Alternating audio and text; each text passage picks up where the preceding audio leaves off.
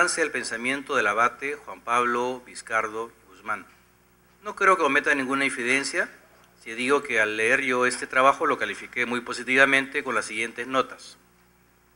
Ofrece un buen resumen de los principales planteamientos políticos y económicos contenidos en la Carta de Vizcardo.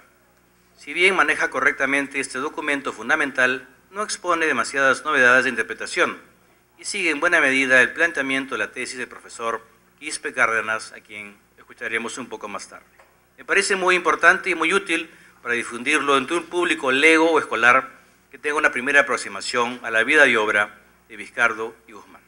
Cuando yo leí este trabajo y lo califiqué de esa manera, se escondía bajo el seudónimo de Francisco de Bolívar. Pero Francisco Bolívar está aquí y se llama en realidad Ángel Sandoval Sánchez. Señor Sandoval, tiene usted 30 minutos. Muchas gracias. Buenos días con todos los asistentes. Bueno, básicamente mi trabajo, mi ensayo, se trata de mostrar cómo la teoría providencialista de Juan Pablo Vizcardo y Guzmán se mezcla con ese liberalismo económico para tratar de darnos una idea de cómo sería su patria perfecta, ¿no? Cómo sería una patria libre de los españoles. Como decía en la conferencia de ayer el profesor, mejor dicho, el doctor Ceballos, hay distintas formas de analizar toda la obra de Vizcardo. Lo que se trató de hacer, como señala Lynch en una de sus obras, es una segunda colonización. Se trató de que las colonias sean en verdad colonias. Se buscó una dependencia económica de las colonias por parte de la metrópoli, para que se mantuvieran firmes a su poderío. La corona entre 1765 y 1776 realizó ciertos cambios en el comercio colonial. Bajaron las tarifas, se abolió se abolió la exclusividad de algunos puertos para el comercio, entre ellos el Callao, Sevilla y Cádiz, que mantenían el monopolio entre América y España. Se autorizó el comercio intercolonial. Asimismo, se dio el permiso para comerciar con potencias extranjeras. Esto sucedió en 1795. Pero este comercio libre tenía el defecto de dejar vulnerable a la industria americana ante los productos extranjeros. Como nos señala Lynch, la política económica borbónica agravó así la situación colonial en Hispanoamérica e intensificó su subdesarrollo. La dependencia económica, la herencia colonial, lo que nosotros llamamos comúnmente, de Hispanoamérica, tuvo sus orígenes no en la época de inercia, valga decir la conquista, sino en el nuevo imperialismo, esta segunda colonización que nos habla Lynch. ¿Por qué se refiere a esto? Porque muchos obrajes con esta política empezaron a quebrar. Los obrajes de Quito, Cusco, Chile, Bogotá, se extinguirían al no poder competir con las manufacturas europeas. Solo algunas ciudades se beneficiaron con este sistema, al contar con un desarrollo notable de sus fuerzas productivas, como es el caso de Buenos Aires y Caracas. Este sabotaje a las industrias americanas muchas veces se dio con la colaboración de funcionarios españoles, al permitir el continuo contrabando de las colonias y Gran Bretaña. El rey y sus ministros tenían la certeza de que para fortalecer la unión política entre la metrópoli y sus colonias era necesario incrementar la dependencia económica. El objetivo de Carlos III era devolver el antiguo poderío y la grandeza de España, y para eso era necesaria una mejor administración de sus colonias. A esto se suma la oleada de inmigrantes peninsulares, burócratas y comerciantes que serían los favoritos para los cargos administrativos en desmedro de los españoles americanos. ¿Y por qué? Porque con la revolución, sobre todo la de Túpac Amaru en 1780, se confirmó la colaboración de distintas familias criollas, tanto de Lima como de distintas provincias, lo cual trajo un cierto temor hacia los criollos por parte de España. Así que dejó la administración de estas colonias no a los criollos americanos, sino a los españoles peninsulares, que para ellos era gente mucho más confiable y iba a defender los intereses de la metrópoli, ¿no? Otra medida de las reformas fue expulsar a los jesuitas de todos los territorios de España. Se prefería una enseñanza ilustrada, acorde a los tiempos modernos, a una arcaica y desfasada, que era la creencia de la corona sobre las enseñanzas jesuitas. Pero los motivos van un poco más allá. El gobierno decidió expulsarlos ya que estos se oponían a sus reformas de Estado, donde el poder terrenal se sobreponía al poder de la Iglesia. Lo que se quiere tratar de ver es que el gobierno español no solamente quiso tener un poder total sobre sus colonias, sino también tener un poder total sobre la Iglesia, subordinarla a ella. Y los jesuitas eran uno de los impedimentos que tenían que vencer.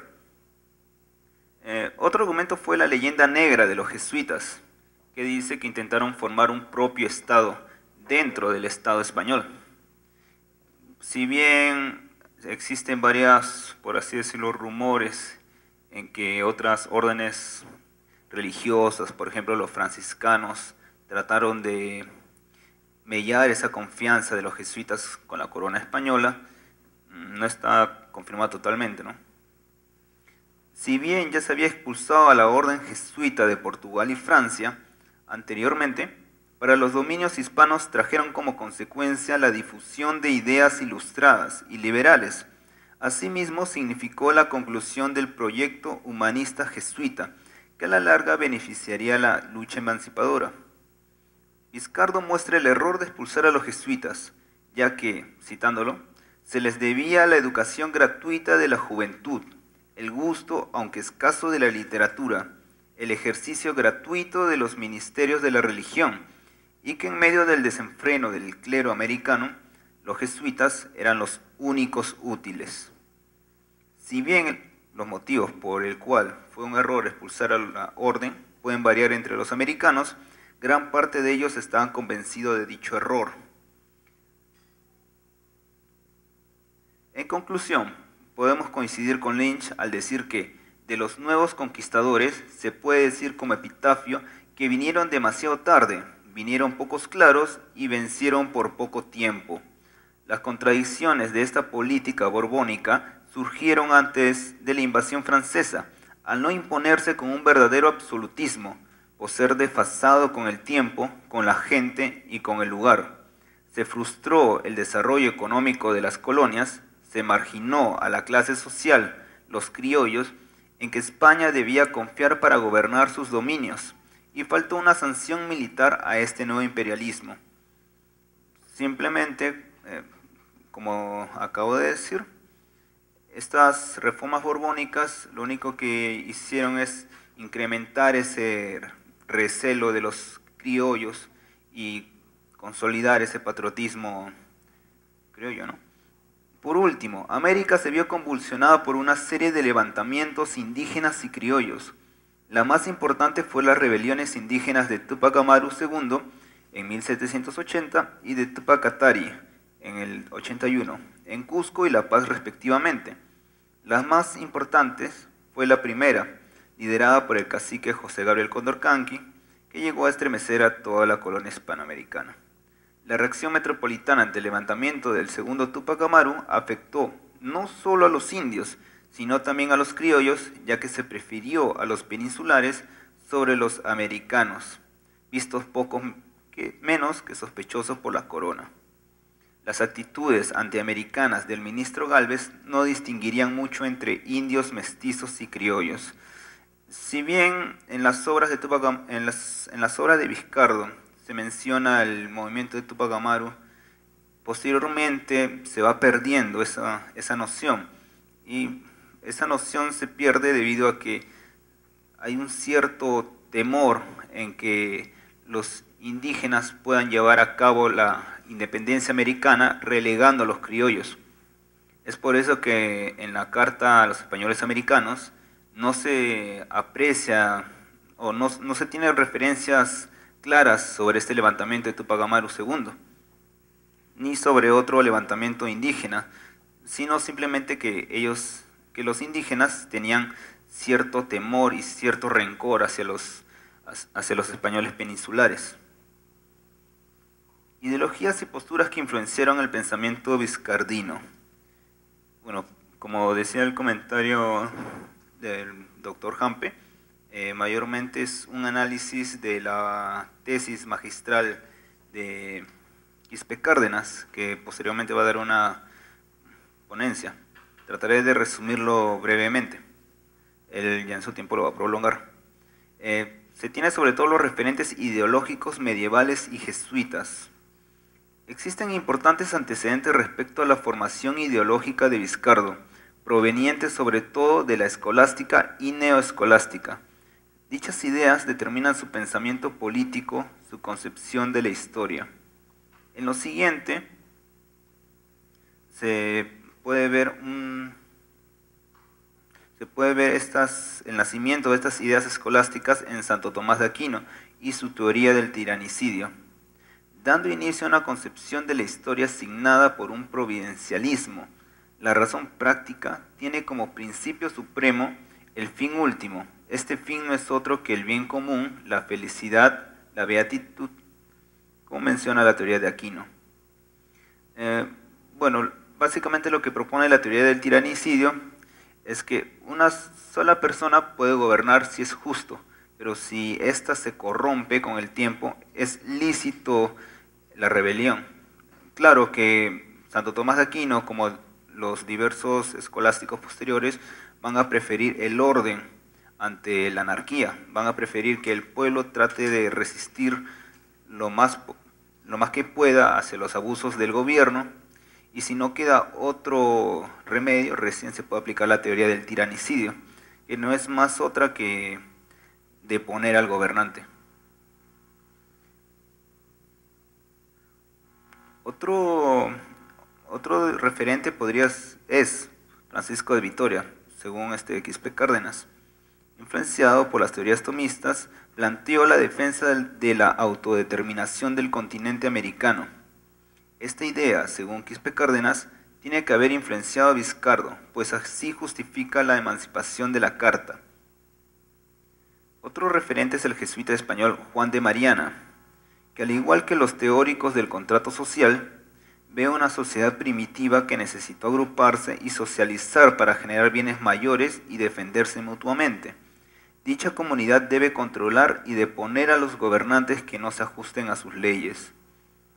Coincidiendo con Aquino, el mejor gobierno es el monárquico, si no degenera en tiranía.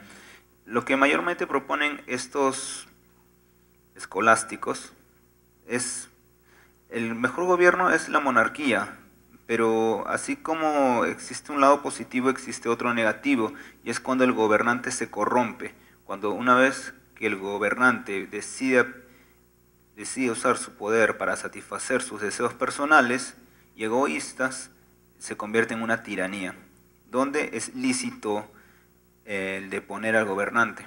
Esta concepción de pacto social que podría sonar al pacto social que refiere Rousseau más adelante, es una teoría ya trabajada anteriormente, y estos escolásticos sobre todo la van a trabajar, y es de ahí donde se va a guiar la propuesta de Vizcardo y Guzmán. Pero un referente indudable fue el jesuita español Francisco Suárez, con sus tesis jurídica y política que influenciaron tanto en España como en América, especialmente en el Perú. Suárez sería el referente jesuita en todo el siglo XVII, y si bien a inicios del siglo XVIII se dejó de enseñar sus postulados en las escuelas de la orden, con la expulsión de estos surge de nuevo las teorías suarecianas, o mejor dicho, suarismo. Estas teorías van a surgir con fuerza, interpretando la existencia de un pacto colonial, un pacto entre las colonias y la metrópoli, que es básicamente el pacto social que habíamos referido anteriormente. Acepta también la teoría del tiranicidio, pero bueno, esos prácticamente van a ser los referentes medievales, ¿no? todo el pueblo podrá quitar al rey su virtud del derecho concedido por la comunidad a la fuerza. Según Quispe Cárdenas y Pacheco Vélez, la concepción contractual de Suárez, su noción de pacto medieval y de la teoría del tiranicidio, influenció de forma directa al pensamiento de Vizcardo.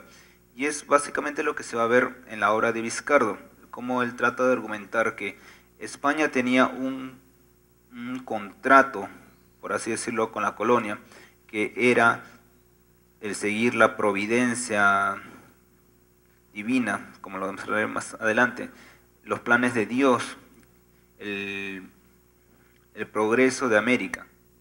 Pero los españoles, de una forma egoísta y despótica, habían ignorado este pacto social, lo cual los americanos tienen todo el derecho de reincidir el contrato y gobernarse por ellos mismos. La Ilustración y el liberalismo económico. Al leer la totalidad de la obra de Vizcardo, en especial su famosa y difundida carta, a simple vista podemos ver cómo el abate está muy influenciado por las ideas ilustradas de referentes como Montesquieu, Rousseau, etc. Podemos ver a una simple lectura de que es un completo ilustrado, pero no es así, porque entra en contradicciones su teoría ilustrada, por así decirlo, con su teoría providencialista.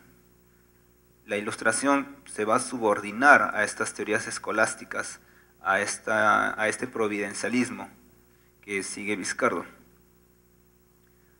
Bueno, dicho autor defiende la teoría de que los postulados ilustrados, me refiero a Quispe Cárdenas, esconden detrás de ello un providencialismo que es totalmente incompatible con las teorías de Rousseau, Montesquieu, Locke y otros ilustrados de la época.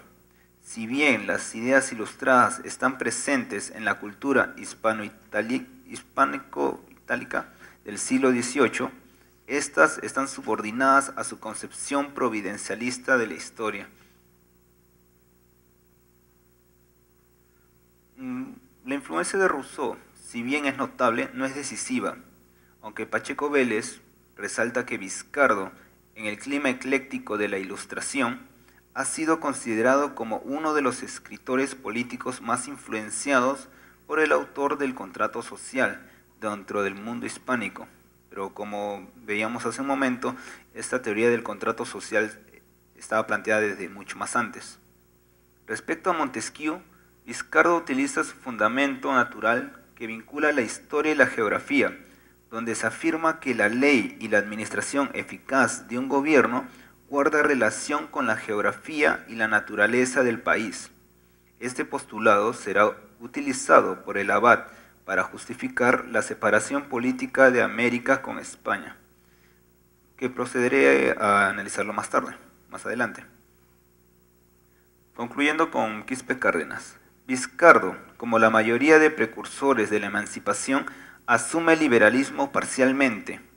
Cuando habla de libertad, la entiende fundamentalmente en el aspecto económico, específicamente como la libertad de comercio. No es casual que en toda su obra no haya referencias alguna de la división tripartita, tan esencial en Locke y Montesquieu. Por último, las influencias sobre el pensamiento de Vizcardo de las tesis de Adam Smith serán decisivas en su proyecto de América. El liberalismo económico será su bandera ideológica. Todo se resumía en la perfección de la economía como actividad que logra unir y traer prosperidad a las naciones. Sin duda, Vizcardo plantea un liberalismo económico. En la libertad del comercio, tan restringida por la monarquía española, la solución de la miseria americana. Adopta en parte los planteamientos de Adam Smith, pero sobre todo en el aspecto económico. Si queremos ver a Vizcardo como una persona ilustrada, tenemos que ver que su ilustración se inclina más al aspecto económico. Cita constantemente a Adam Smith y a diversos filósofos ilustrados, pero ese providencialismo siempre se va a mantener ahí.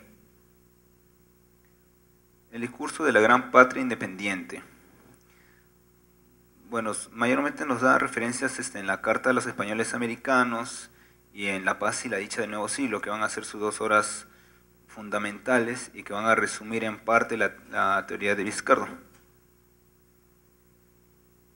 Bueno, lo que trata de hacer Vizcardo es una apología de América. Trata de decir que América tiene un ambiente tan acondicionado para el comercio, a pesar de que América es un continente enorme, tiene la facilidad de intercomunicarse a través de ríos, de lagos, que pueden conectar a los pueblos más escondidos de América. Esto lo da a entender como si el mismo creador hubiera dispuesto a América como una especie de Edén terrenal.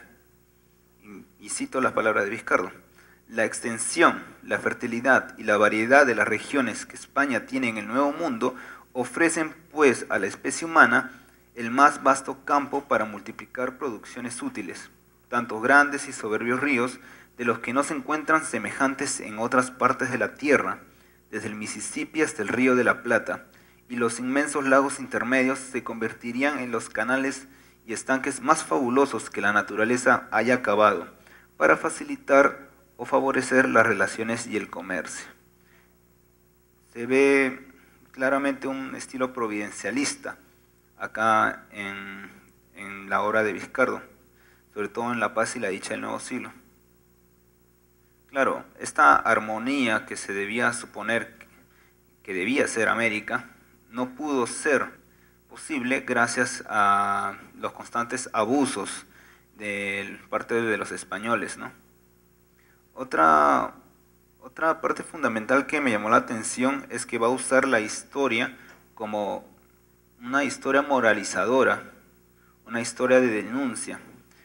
Al decir que nuestra historia de 3 siglos puede ser abreviada en las 4 palabras siguientes: ingratitud, injusticia, esclavitud y desolación, lo que nos dice Vizcardo es que si revisamos la historia, nos vamos a dar cuenta que nosotros, los criollos, los españoles americanos, hemos sufrido muchos abusos por parte de los peninsulares. Y esto tiene que ser motivo para nosotros rebelarnos, para nosotros buscar nuestro propio gobierno. Bueno, propone 2 criterios para la independencia. Uno va a ser la gran distancia entre España y América. ¿Quién mejor que los americanos para gobernarnos a nosotros mismos? Y otra va a ser los derechos naturales, preservar estos derechos naturales, sobre todo la libertad, para poder desarrollarnos. Bueno, como mencioné anteriormente, Vizcardo va a tratar a los indígenas como aliados, más que aliados, como hermanos menores. Van a ser ellos, si bien van a participar en la gesta emancipadora, los que van a asumir este liderazgo va a ser los criollos. Y por último, se ve el comercio como el motor de la nación, el motor de esta gran nación que se llama América, ¿no? Enarbolando la bandera del liberalismo económico, Vizcardo propondrá como eje vital de América su capacidad para comerciar y beneficiarse bajo este sistema. Como vimos anteriormente, América tiene a su favor la naturaleza para ejercer el comercio y conectar diversas áreas extensas en poco tiempo. Esto ayuda a ver el providencialismo que encontramos en toda la obra de Vizcardo, donde su expresión máxima será que el Estado cumpla el rol para lo cual ha sido descubierta América. Como observa Quispe Cárdenas, para Vizcardo, la conquista fue un hecho legítimo. La corona, al actuar con avaricia y tiránicamente, frustró el plan de la providencia, cuya intención era que América se muestre ante el mundo y ofrezca en igualdad de condiciones sus riquezas. Se estaba pues oponiendo a la ley divina. Y como mencioné anteriormente, no se cumplió este pacto colonial. Al no cumplirse el pacto colonial que establecía, bueno, los españoles tienen el derecho a gobernarnos, pero siempre y cuando cumplan el plan de la providencia. Y el plan de la providencia es que América se beneficie a través del comercio y logre crecer económicamente primero y luego culturalmente. pero como los españoles no pudieron cumplir este objetivo, ahora este objetivo tiene que ser cumplido por nosotros mismos, por los criollos. Y es lo que apelan constantemente en todas sus obras, y sobre todo en la Carta a los Españoles Americanos, que va a ser la conclusión de toda su vasta obra. Bueno, como voy a citar unas palabras de Vizcardo, que expone en su carta. Bueno, dos en realidad, dos citas como para terminar. La primera en La paz y la dicha del nuevo siglo. ¿Qué prueba más impactante del supremo interés que deben tener los soberanos en velar por la libertad de sus súbditos, fuente fecunda de su industria, de su comercio, de su prosperidad, de los que depende esencialmente el poder y la gloria de los estados y de sus jefes? La libertad es el gran resorte de un estado. Roto este resorte, todo se derrumba. Se necesitan las condiciones necesarias para que se pueda ejercer el comercio. Y como los españoles no daban esas condiciones necesarias, es lícito romper con ellos. Y esta segunda cita, que es de su carta a los españoles americanos. De esta manera, por América se acercarían los extremos más alejados de la tierra, y sus habitantes se unirían en los intereses comunes de una sola gran familia de hermanos. Esta cita me pareció concluyente con el objetivo de Vizcardo. Lo que quería Vizcardo en sí es que América se logre desarrollar completamente, se logre desarrollar económicamente, y una vez que se desarrolle a través de esta vía del comercio, pueda crecer culturalmente, y a la postre debería ser el centro cultural del planeta. Muchas gracias.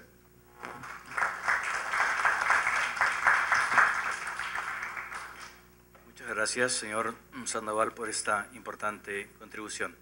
Vamos a concentrar las preguntas de esta intervención y de la siguiente, en un solo bloque, después de oír la siguiente ponencia. Tengo mucho placer de ceder la palabra a mi distinguido colega, el doctor Francisco Quirós Chueca, director de la Escuela Académico Profesional de Historia de esta Casa de Estudios y, por tanto, nuestro anfitrión en esta mañana. Su ponencia se titula Historia y separatismo en Vizcardo y Guzmán. Muchas gracias. En realidad dejo los agradecimientos para la clausura del evento, porque aquí hay muchos realmente y no tengo mucho tiempo para la ponencia. Esta ponencia es parte de un estudio mucho mayor acerca de las nociones de la historia que se tienen en el Perú desde el siglo XVI a antes de la guerra con Chile. Y esto lo digo sobre todo porque con esto se puede entender mejor cuál es la ubicación de cada uno de los pensadores, o sea, historiadores, pensadores que han dado sus versiones acerca de la historia vinculadas con la patria, con la nación. En particular, nuestro anfitrión del Congreso, que es Juan Pablo Vizcardo y Guzmán. Y esto lo digo también porque la principal idea es ubicar en un contexto histórico estas versiones. Y el contexto histórico se entiende que es el final del siglo XVIII, con todas las confrontaciones sociales y hechos internacionales que sucedieran, y de los cuales Vizcardo no solamente es consciente, sino que en parte también es protagonista, ¿no?, como expulsado de Hispanoamérica. Voy a leer comentando esta ponencia para su mejor entendimiento. Dice, ¿no?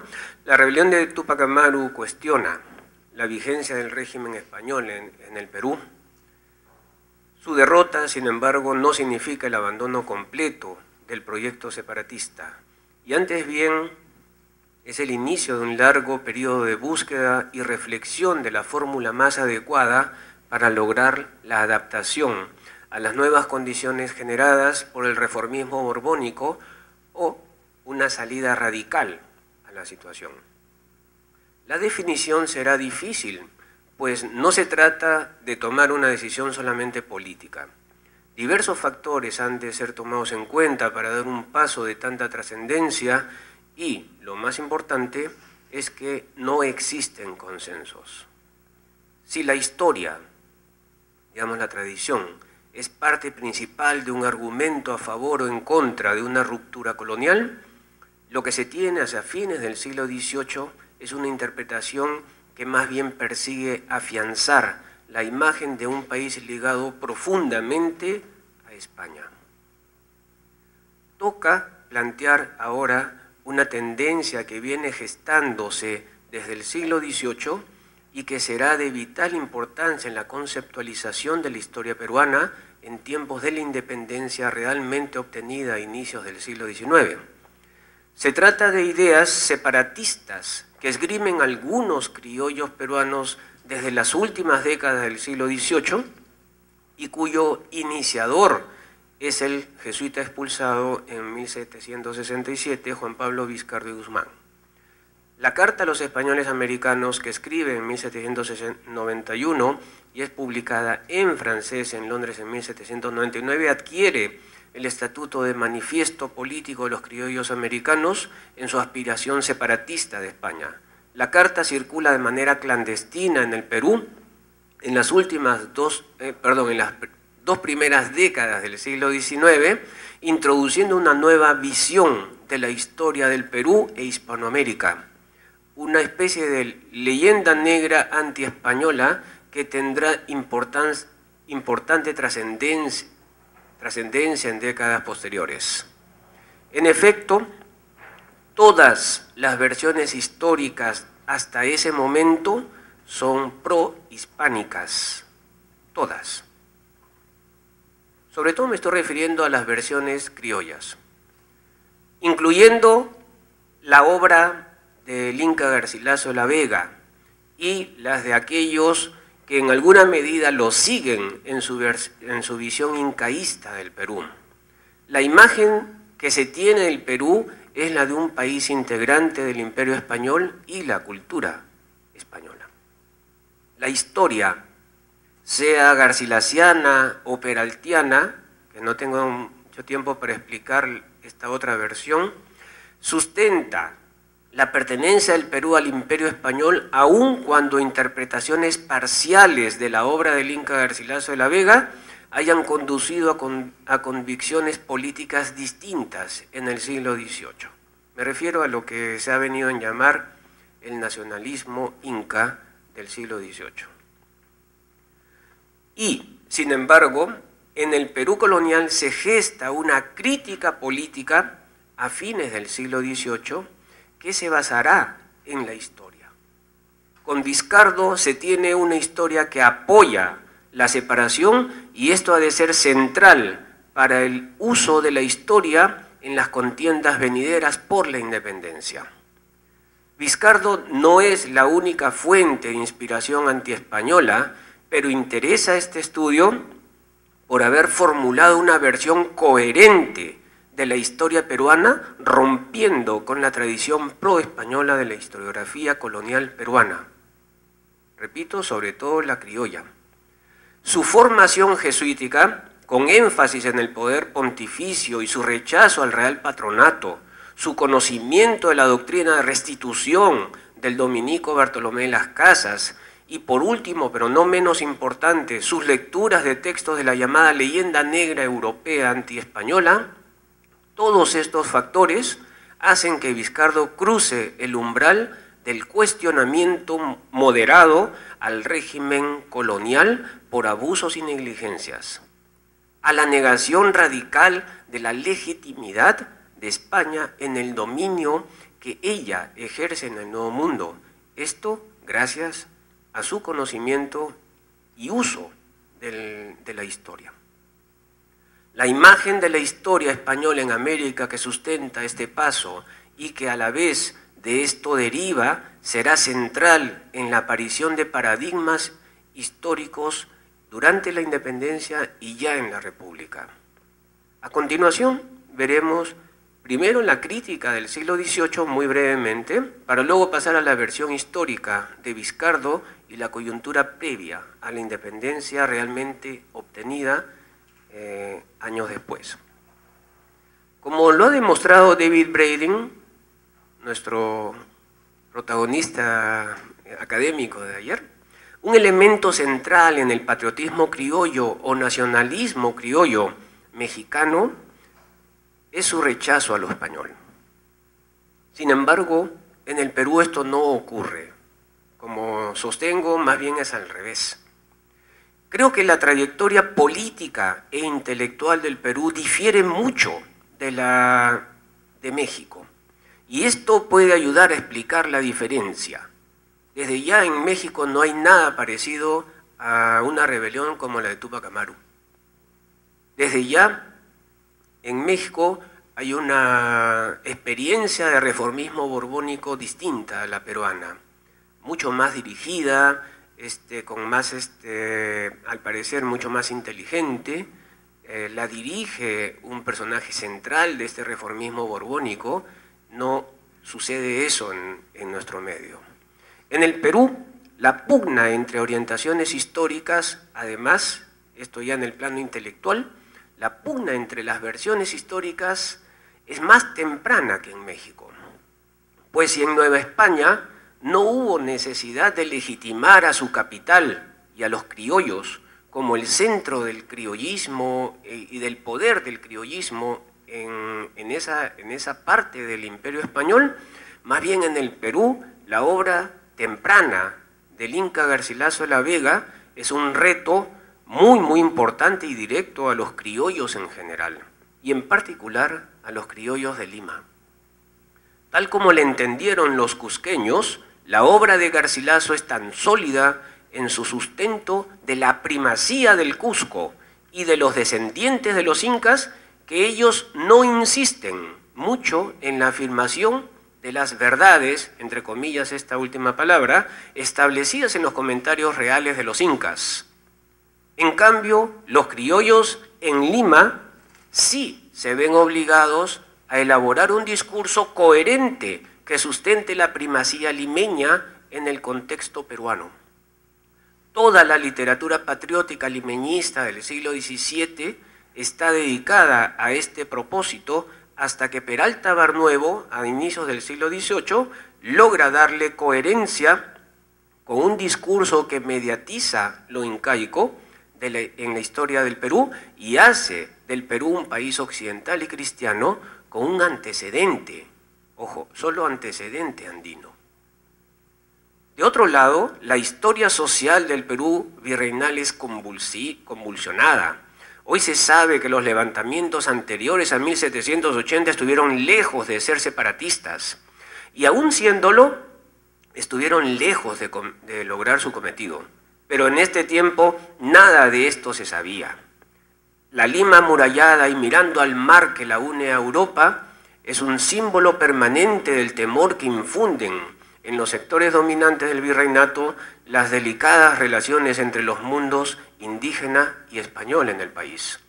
Desde siempre, pero sobre todo desde la rebelión iniciada en 1780 por Túpac Amaru, este temor se ha reflejado en la preferencia de los sectores dominantes a considerarse españoles y no mestizos. A diferencia de México, en el Perú virreinal y también en coyunturas republicanas, el indigenismo histórico ha resultado altamente riesgoso desde lo político, pero también inconveniente para la elaboración de discursos identitarios, por ser esencialmente contrario a la orientación marcadamente excluyente que se daba a lo criollo y a los criollos como grupo étnico-cultural. El elemento religioso también tiene mucho peso para diferenciar a México y al Perú. Mientras que diversos autores han resaltado la fuerza unificadora del culto sincrético a la Virgen de Guadalupe en México, y David Brading es uno de los principales aquí, en el Perú se dio un proceso muy distinto, que inclusive hoy en día tiene vigencia: la competencia, también sincrética, entre numerosos cultos regionales vigentes desde antes del cristianismo en los Andes, e incrementados precisamente luego de la conquista española. Así, lo religioso se suma a lo étnico-social y regionalista para socavar la unidad nacional peruana. En esto hay que señalar que la importancia de lo que acaba de ocurrir ayer, el robo de la Cruz de Motupe, que es precisamente uno de estos cultos sincréticos más importantes regionales en el Perú. Hay unos 50 de estos cultos en el Perú, pero la Cruz de Motupe es uno de los centrales en una zona inmensa. Y bueno, precisamente esta competencia entre cruces, bueno, posteriormente los españoles pusieron cruces, ¿no?, en estas huacas, hace que en el Perú precisamente no exista un solo culto unificador y que pueda identificar a la protonación peruana antes de la independencia. Además, los grupos dominantes en el Perú han dependido de los favores políticos que provenían desde la metrópoli. Esto se aprecia desde la consolidación del régimen colonial hasta su ocaso. Y en estas condiciones, las actitudes antiespañolas han tenido poco asidero entre los intelectuales que de manera directa o indirecta representaban a estos sectores. El cuestionamiento de los criollos en el siglo XVIII a España y a su actuación colonial es muy moderado en el Perú y tiene en Bravo de Lagunas, Montero del Águila y Baquíjano Carrillo a sus mejores representantes por ser personajes influyentes en el mundo político peruano de su tiempo. Y aunque este cuestionamiento se quede precisamente en esos círculos, será importante para la conformación de una conciencia crítica. Hay que señalar que la carta a los españoles americanos, que es el único documento antiguo que se difunde en realidad de Vizcardo, sí juega un papel importante en tanto que realmente se difunde a través de las ediciones que se hacen en castellano ya, y también clandestinamente en algo que los rusos dirían samizdat, ¿no? Es decir, autoedición, hasta a mano. Y en esto hay algunas pruebas que en Arequipa sí se han encontrado fragmentos de manuscritos de esta obra para difundir.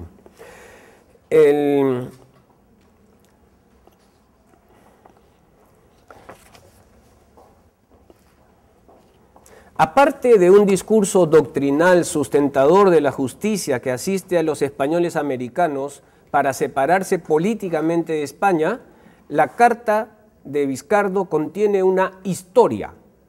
A pesar de ser un texto de tan solo 30 y tantos, Vizcardo resume su condena a España en estas 4 expresiones que ya han sido mencionadas aquí, ¿no? Ingratitud, injusticia, servidumbre y desolación.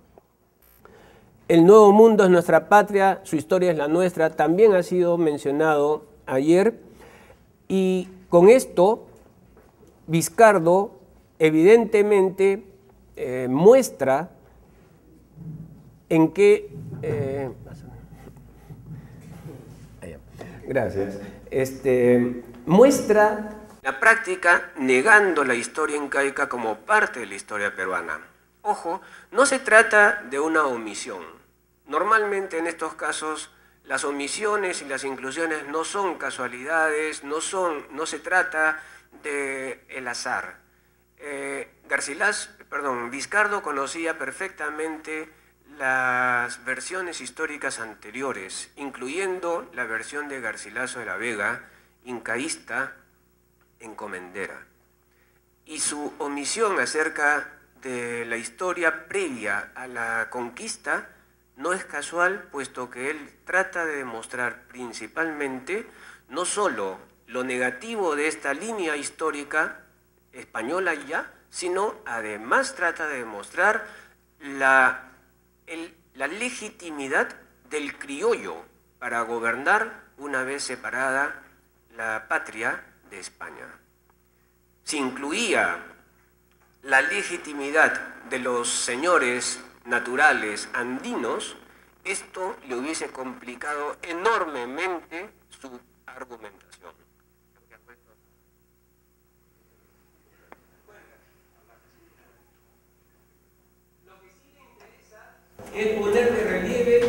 los sacrificios de los conquistadores para dominar el Nuevo Mundo y desde el principio subraya, con el cronista Antonio Herrera, que toda la conquista se hizo sin que el gobierno español hiciese el menor gasto. Esto es importantísimo, puesto que aquí Vizcardo es heredero del nacionalismo criollo del siglo más bien XVII y heredero de Peralta Darnuel, sin mencionar. Como consecuencia de esto, los conquistadores adquieren un mayor y mejor derecho que los antiguos godos de España de adueñarse enteramente del fruto de su arrojo y gozar de su felicidad. Esta es una cita de él. Pero por su amor hace una serie de afirmaciones bastante interesantes que conducen, basado en la historia, a afirmar el pacto colonial y que este pacto colonial es roto por España, por los Borbones. Eso también es interesante, porque mientras en algunos otros casos se afirma que el pacto colonial es roto desde antes, más bien Vizcardo lo conduce hasta 1700, con la instauración de la dinastía borbónica. Sí critica al virrey, al monstruo que él llama el virrey Toledo, y ha tenido como un hito central en los despojos que denuncia él, siguiendo por supuesto a Garcilaso. Pero ya en tiempos de Vizcardo, la corona española ha intensificado sus ataques gracias a su conversión en un régimen absolutista y arbitrario. España es considerada por Vizcardo como una tutora que vive en el fasto y la opulencia con los bienes de su pupilo, es decir, con los bienes de América, de los criollos.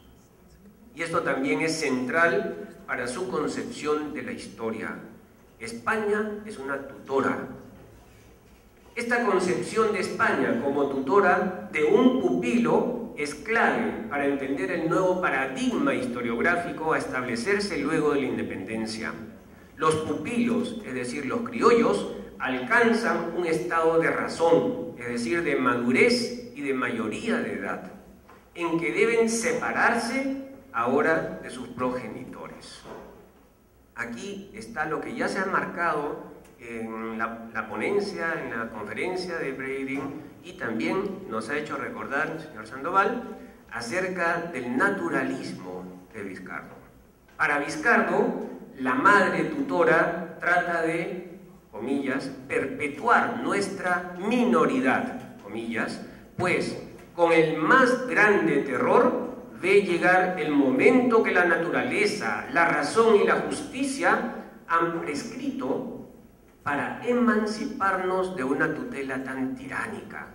Ojo, él usa la palabra emancipación, importantísima también en el legado histórico que va a dejar Vizcardo. No independencia, sino emancipación. Vizcardo trata a este problema como algo natural. Un hijo, un pupilo, que ya maduro, ya adquirida la mayoría de edad, se emancipa de sus padres, de su madre en este caso. Para Vizcardo, entonces, los criollos han superado ya la minoridad por su razón, y esto les da el derecho y el deber de separarse de su madre.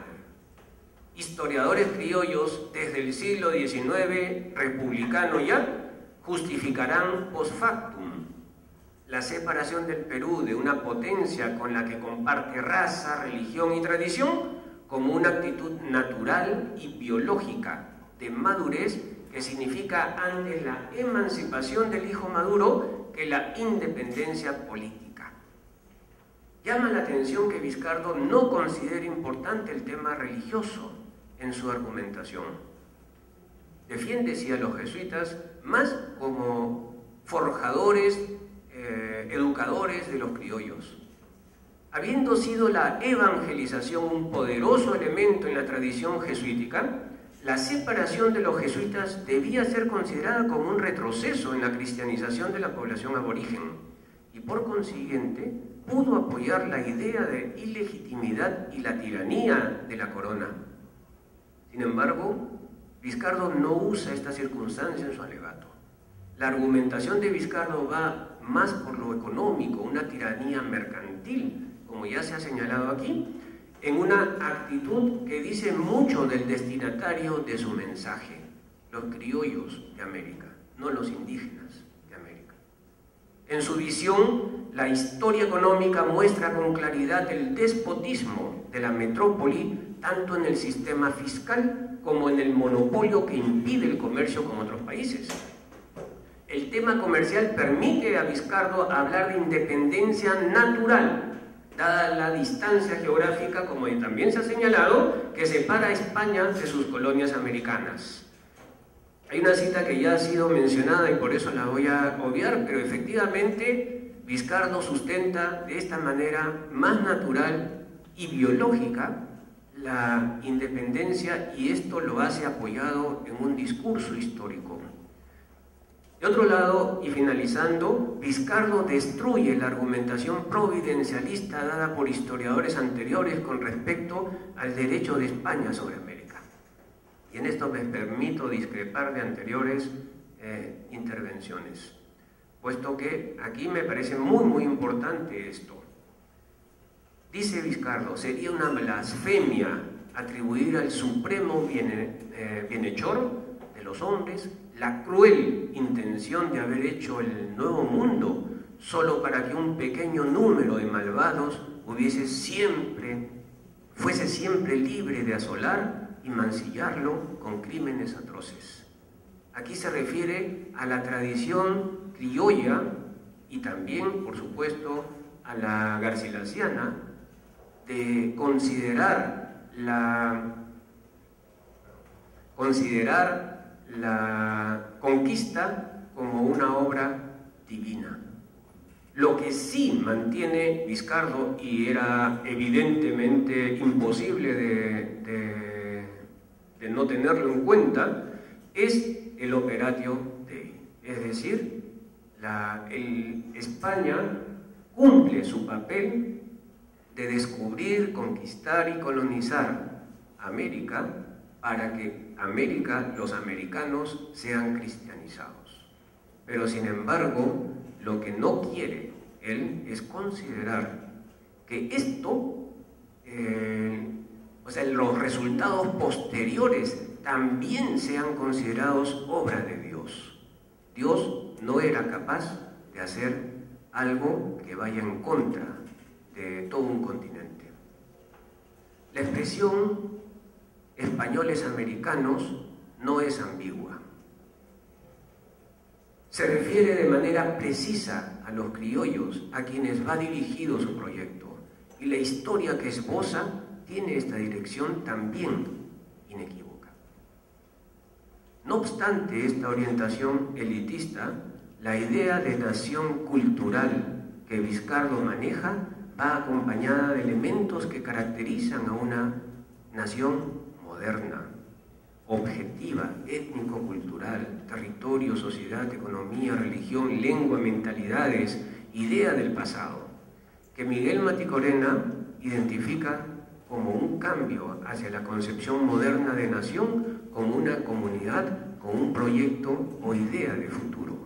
Aquí termino precisamente, puesto que esta me parece una conclusión bastante interesante para seguir estudiando la obra de Vizcardo, y que no solamente abarca su doctrina política separatista, sino que también engloba una idea de nación americana, criolla, y que posteriormente va a ser utilizada en la independencia y para la forja del Estado Nacional en cada una de las nuevas naciones hispanoamericanas. Muchas gracias.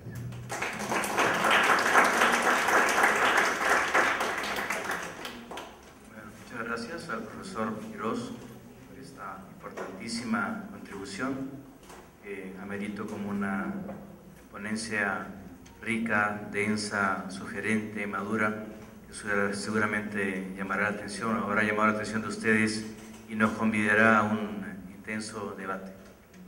Está abierta la palabra al auditorio. Profesor Martínez San Pedro.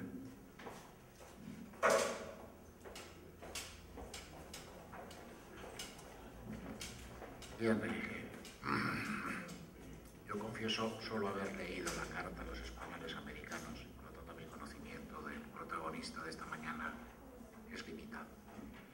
Con esa salvedad, me parece que es una salvedad importante. Me temo que estamos incurriendo en un error de perspectiva cuando planteamos la reacción criolla frente a la introducción del pacto colonial en el sentido moderno de la expresión, con las reformas borbónicas que además nuestro protagonista ejemplifica en la figura del ministro Galvez. Creo que estamos incurriendo en un error de perspectiva porque estamos prescindiendo de algo de lo que en buena lógica no deberíamos prescindir. Y si hiciésemos el análisis de la cuestión en el siglo XVIII, nos veríamos obligados a no prescindir. Las reformas borbónicas acentúan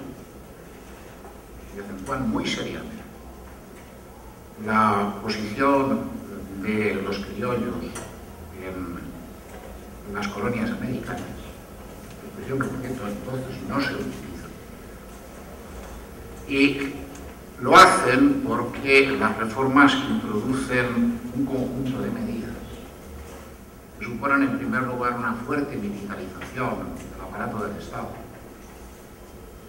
una concentración del poder en la combinación entre el capitán general, que simultáneamente es presidente de la audiencia y en su caso del Real Acuerdo, que comporta una intensa tarea de fortificación,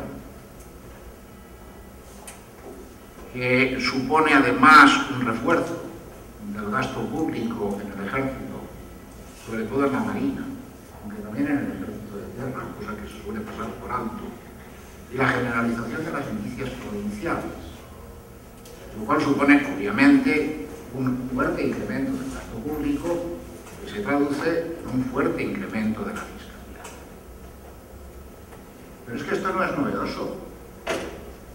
Lo que está haciendo el ministro Galvez, bueno, acompañado por la centralización político-administrativa a través de la generalización del sistema de intendencias, es sencillamente lo que una generación antes de Galvez han hecho Felipe V y sus ministros en la península. Es exactamente el mismo modelo. La innovación es una innovación muy grave, cargada de consecuencias económicas y políticas muy serias. La innovación no está en este conjunto de medidas de reforma. La innovación está en que, como Vizcardo señala, recuerda Lynch en la biografía reciente de Bolívar, las medidas que son resentidas, como la sustitución del autogobierno propio por la imposición de las leyes de Castilla, en la Corona de Aragón, en el territorio peninsular, se ven como la degradación de los criollos, el estatus de personal político y administrativo y social dominante durante el periodo de la monarquía de los Austrias a una situación subordinada en la que los criollos ven dificultado, porque les tengo impedido el acceso a los honores, los grados y las distinciones. Pero insisto, lo que se está haciendo no es novedoso. Es el traslado y la adaptación de un modelo de organización que se introduce a principios del XVIII en la parte peninsular o europea de la monarquía, y que a partir de Galvez se introduce ahí y se introduce y se prolonga en la España media. Me parece que es muy interesante, insisto, en Vizcardo el argumento aparece en términos similares que formula el padre de Bolívar, ser víctima de la opresión es siempre desagradable, pero ser víctima de la opresión en nuestra propia casa es sencillamente inadmisible, es un sentimiento de ofensa o de preterición que le da al mensaje de Vizcardo una potencia que de otra manera no tendría. En pocas palabras, hablando en lenguaje llano, la ofensa es especialmente grave cuando comporta que de ser españoles de primera división pasamos a ser españoles.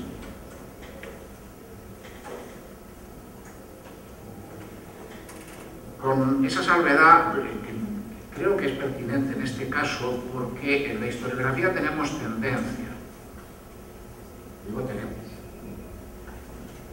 a proyectar o a plantearnos los problemas desde la perspectiva de la situación político-cultural que tenemos sobre el pasado. Y eso puede llevarnos a graves equívocos, y este es un grave equívoco.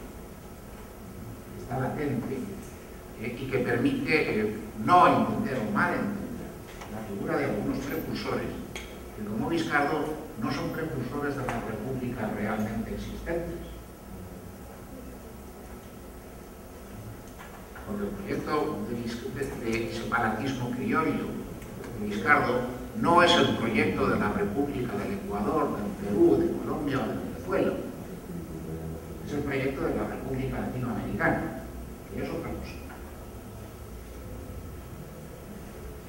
Y si no se tiene en cuenta esto, la abolición por olla de silencio del componente indígena resulta ininteligible. Para que sea posible construir nacionalmente un discurso que reivindica la nación latinoamericana, hay que hacer reposar el discurso sobre los componentes culturales, políticos y sociales que son comunes a todos los territorios de la parte americana de la monarquía. Y para eso hay que prescindir de los mestizos, hay que prescindir de las castas, hay que prescindir de los egoístas.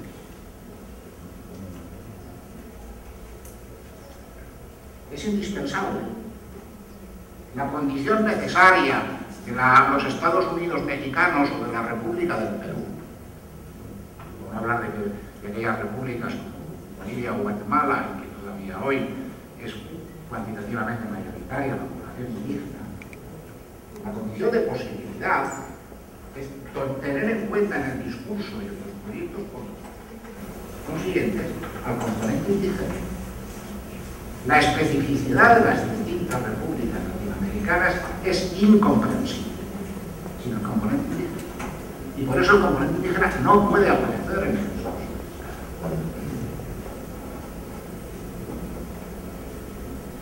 Al menos en mi modesta opinión, que es la de un aficionado.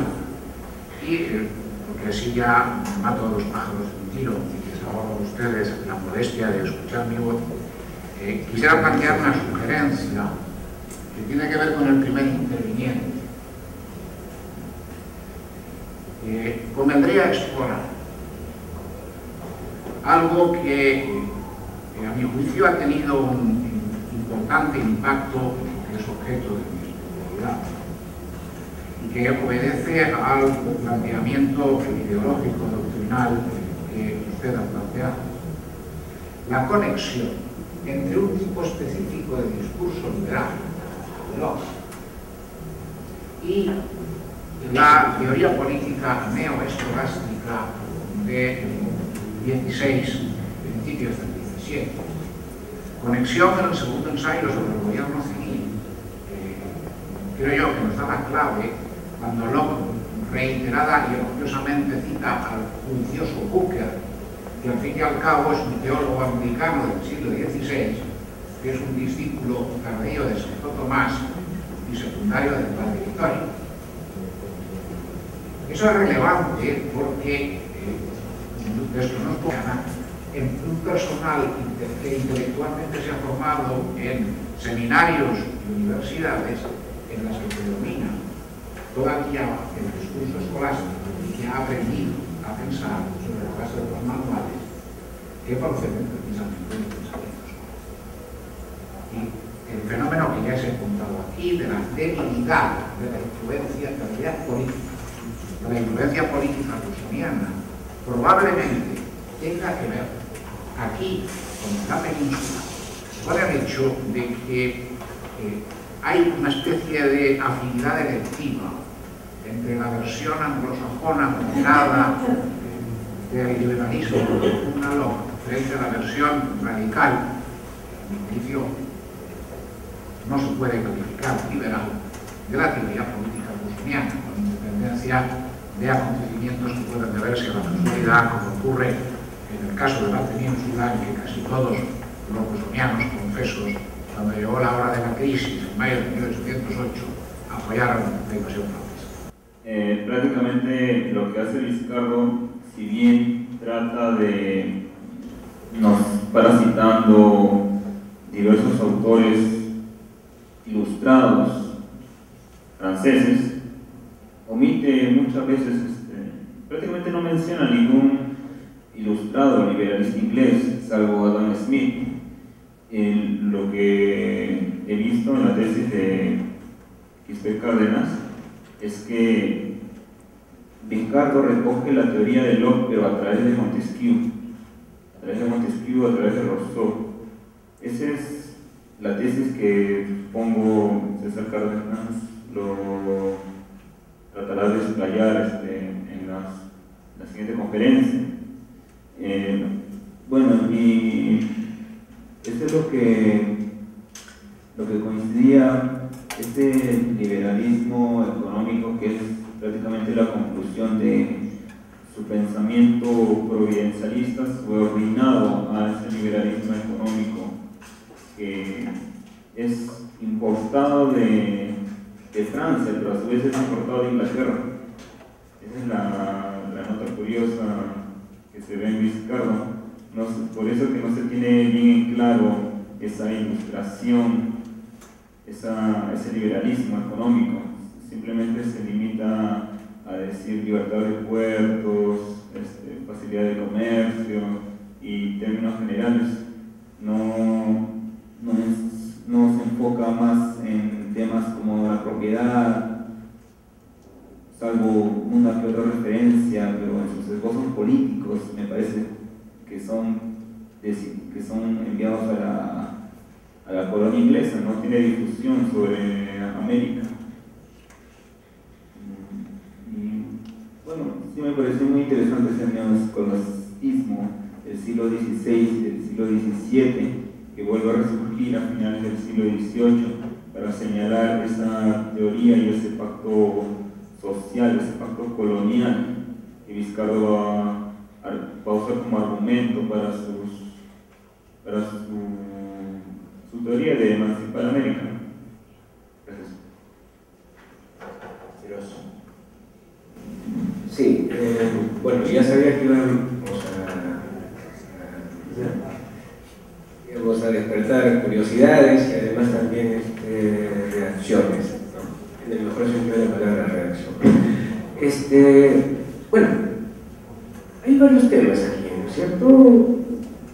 Empieza con que no se tiene en cuenta el reformismo, digamos, y el agrado, digamos, de este pacto. Y es cierto, se trata de las reformas borbónicas, tratan de recuperar América para provecho de España, es cierto, pero sin embargo se tiene también la idea de potenciar América. Y los criollos son parte integrante de este proyecto.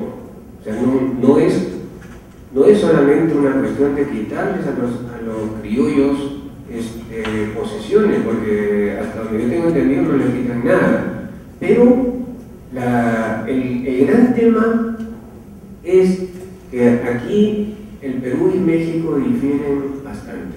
Y en particular, bueno, y además también el Perú con otros lugares que no sean México en América difieren más todavía. Los criollos peruanos sí resienten bastante muchas medidas. Para empezar, en territorio el Perú queda reducido casi a una mínima parte. Los Borbones rompen la unidad económica, cultural, poblacional entre el Alto Perú y el Bajo Perú, precisamente para potenciar ambos lugares. se le quita, bueno, una parte, toda la parte norte de Sudamérica, etcétera, etcétera, ¿no? Pero una cosa es lo que se hace y otra cosa es la percepción que se tiene. Y la gente, por lo regular, actúa no tanto por lo que se hace, sino por la percepción que tiene de lo que se está haciendo. Y los criollos, lo que más me interesaba a mí es la visión histórica. Los criollos sí tienen en cuenta esto, y desde principios del siglo XVIII lo que tratan es de plantear una historia, una versión suya de la historia, donde ellos terminen siendo los protagonistas. Y se encarga de esto Pedro Peralta Barnuevo, que en un principio él hace una historia no del Perú, sino de España. Mejor dicho, formalmente de España, pero en la práctica es una historia del Perú, teniendo en cuenta España, tratando de mostrar, digamos, aunque no llegue a los tomos, porque él publica solamente el primero de los tomos en 1730, de esta historia de España vindicada. A pesar de eso, su tendencia, porque hace alusiones a lo que va a venir, su tendencia es precisamente a resaltar el poderío que tiene España gracias a América, y para él América es principalmente el Perú. Pero la obra principal de Peralta Barnuevo es La Lima Fundada, donde del principio hasta el fin, literalmente hasta el fin, porque termina con una aseveración enorme, directa. Lo que les interesa es demostrar en la historia el papel que cumple y debe cumplir el criollo americano, peruano, limeño, por eso le llaman Lima Fundada, no es el Perú fundado, digamos, el criollo limeño, conocedor de su realidad, para ser tomado en cuenta en esa reforma. Es decir, la reforma puede estar buena, pero tiene que ser con intervención protagónica de los criollos. Y esto genera una versión de la historia. El criollo Peralta Barnuevo, recogiendo, digamos, el interés de su grupo, lo que hace es demostrar que España es lo que es gracias al Perú y a lo que ellos han mostrado. Vizcardo especialmente recoge esto, modificando.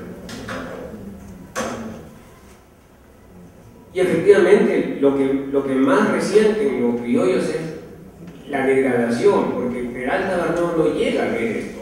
Lo que pasa posteriormente es lo que ellos piensan, lo que ellos consideran que es algo que los tiene relegados dentro de estas reformas.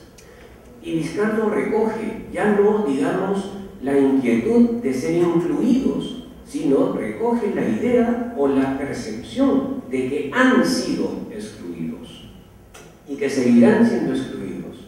Por eso es que reafirma, aquí el pacto colonial se arroja y se apoya en la historia para remarcar la labor que han tenido los conquistadores y sus descendientes, es decir, los criollos. Ahora, finalmente, ¿qué cosa es lo que es lo que te extraña, digamos, es,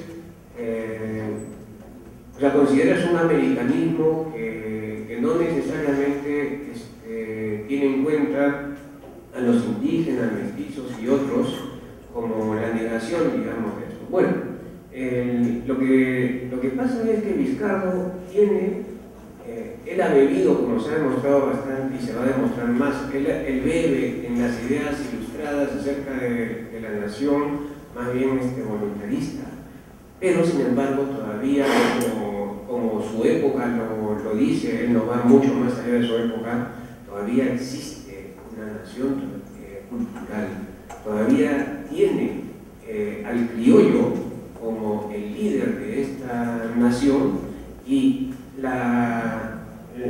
prescindir, digamos, de alusiones a la historia prehispánica para mí está bastante más ligada no solamente, digamos, al valor que tiene para él esta parte de la historia, sino sobre todo al futuro, porque para para él la historia más importante es la que viene, es el proyecto político que está tratando de ver. Y por eso, lo que me parece a mí, Vizcardo, plantea una historia entre una nación peruana o americana, entre local entre criolla, digamos, y americana, pero, sin embargo, teniendo a los criollos como el protagonista, el líder, el conductor de esta nueva nación. Evidentemente que, con esto termino esta intervención, evidentemente el tema está en que uno escribe algo y otros lo interpretan. Es totalmente cierto que las repúblicas posteriores se han forjado pensando en Vizcardo, pero sin embargo con otros proyectos, con otras realidades. Ya no es 1791 la realidad que se tiene en Guatemala, en el Perú, en México y en otros lugares para crear la nación, el Estado-nación sobre todo en estos lugares. Es una realidad para la cual Vizcardo ya no tiene ninguna, entre comillas, culpa de lo que se va a ejecutar. Ahora, lo que yo sí más digo es que Vizcardo actúa mucho más en lo político, en la independencia de Hispanoamérica, y posteriormente es tomado, este postulado de emancipación más bien, es tomado por la historiografía. Y no solamente para la formación del Estado-Nación, sino más bien para el segundo término, es decir, para ver qué cosa consideramos como nación. A ver si hay más inquietudes en la sala. No, porque tenemos poco tiempo, vamos a oírlas en bloque. El doctor Velarde, ¿alguien más? Entonces terminaríamos con la pregunta del doctor Mario Velarde. Yo quería comentario, no soy historiador como sabéis, pero me llama la atención hablar de los Borbones. Yo creo que los Borbones de 1700 a 1780 es una parte, de 1780 hasta la independencia peruana del 21 es otra cosa. Pero da la impresión que no queremos tocar el tema de los masones. Evidentemente el cambio europeo, francés, inglés, incluso español, estaba tenido por muchos masones el pensamiento cultural. El pensamiento cultural estaba totalmente rodeado del liberalismo comercial, económico, y por supuesto Vizcardo toma el concepto de nación no precisamente de la corona española, no precisamente de las coronas italianas donde él estuvo viviendo, sino de los ingleses, porque es en donde vive en realidad el concepto de nación. Nación es cuando él percibe ese concepto de nación, porque se da cuenta que la corona española pues no tiene un concepto de nación, ni tampoco los franceses, pero sí los ingleses. Pero claro, todos están teniendo con un pensamiento masónico muy fuerte de la época. No nos olvidemos que todos los próceres de la independencia americana, todos eran masones, todos estaban vinculados con la masonería.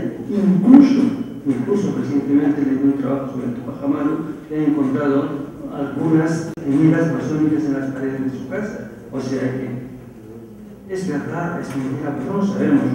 Los historiadores tienen que saberlo, pero yo creo que la parte masónica influye mucho, porque si primero fueron los templarios, que fueron el Fondo Monetario Internacional en su época, después fueron los masones los que querían abrir el mundo con otro Fondo Monetario Internacional de la época, y por supuesto ahí nacen todas las reacciones del oprimido, porque no decirlo que es actualmente los indignados del momento actual por los modelos económicos. Gracias.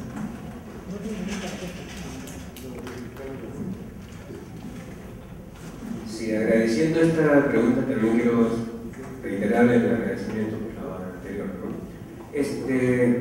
Bueno, la verdad es que en nuestro medio no se ha estudiado la masonería hasta hace poco, realmente poco, ¿no? Fernando Almazasín ha estudiado la masonería, pero dentro de un libro que en realidad, si tú miras el libro de 300 páginas, tiene 2 páginas de masonería, nada más. O sea, no es mucho lo que se ha hecho.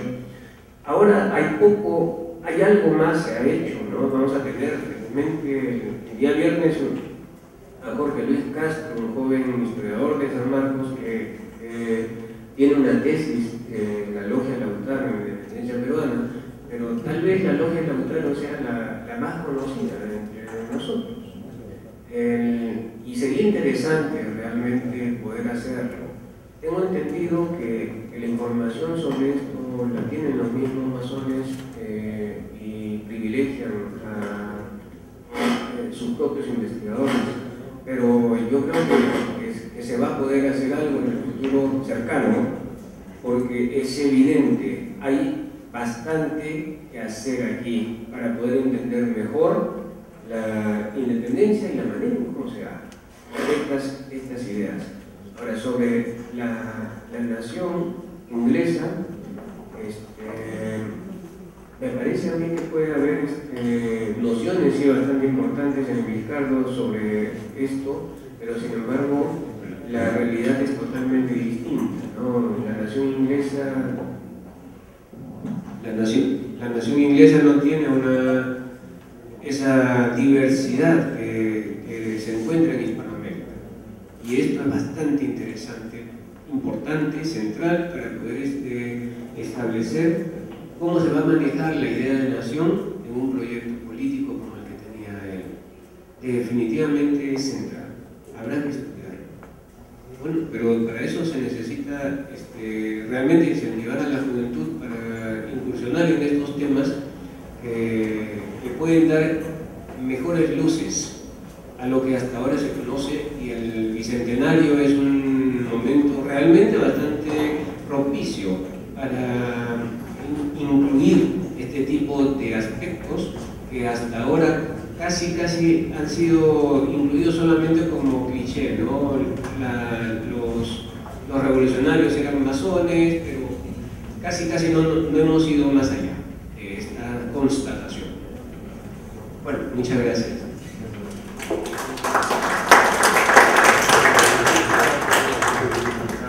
Una mini réplica.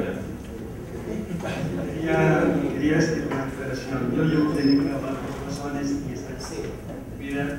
Se puede decir que la Logia Lautaro jamás fue una logia masónica, fue una logia patriótica, porque así San Servando Teresa de Mier, cuando es el único que tiene una constancia real del ingreso en la Logia Lautaro, siendo presidente Carlos María Alvear. Carlos María Alvear tenía a su mujer de Jerez de la Frontera, su en de Jerez de la Frontera, Mari Carmen Sanz de Quintanilla, en su propiedad, en la casa de ellas, a donde se fija la sede de la Logia Lautaro. Y es la única posesión de haber ingresado en San Martín, también pertenece a la Logia Lautaro, pero una logia patriótica. Obviamente está demostrado, porque se encontró en Arte en Viena, todos los masones gaditanos de la época. Cádiz en esa época tenía 65.000 habitantes, más o menos. Y entonces 800 censados se encontraron en Viena, en los que se encuentra, obviamente, San Martín. No así, por ejemplo, Pueyrredón también pertenecía, pero Carlos María Alvear no era masón, pertenecía a la Logia Lautaro, que era una logia patriótica. Tenía que haber nada.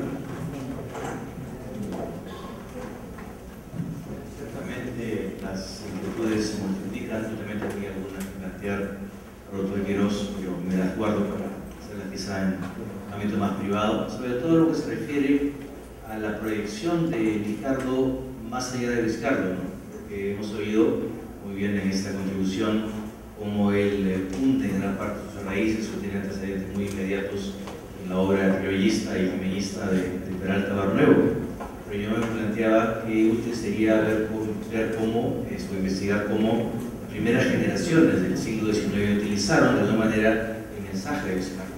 Es una pregunta que no tengo muy bien cuajada todavía, pero por ejemplo se me ocurre que hay proyecciones bastante similitudes interesantes en esta forma de soselayar el componente indígena, enfatizar lo hispánico y lo cristiano con Bartolomé Herrera, por ejemplo. Lo dejo aquí planteado como para ver en profundidad más adelante si hay alguna conexión que vincule a Vizcardo con Herrera u otros pensadores de línea semejante ya para mediados del siglo XIX, en la época en la cual aparentemente ya hemos doblado la página y hemos terminado con la herencia colonial para construir una nación republicana. Pero bueno, un punto sobre eso. Medio minuto nada más. No, solamente para decir que en realidad este trabajo es parte de algo más grande y a Bartolomé Herrera lo trato de una manera especial. Ahora, yo sí considero que Bartolomé Herrera es el gran pensador, historiador, bueno, entre comillas historiador del siglo XIX, que retoma a Vizcarro en esta idea, no solamente lo que has mencionado, sino también en esta idea de la educación de la nación, del criollo, para ya separarse. Nada más.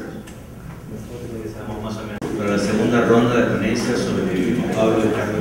Aquí nos encontramos.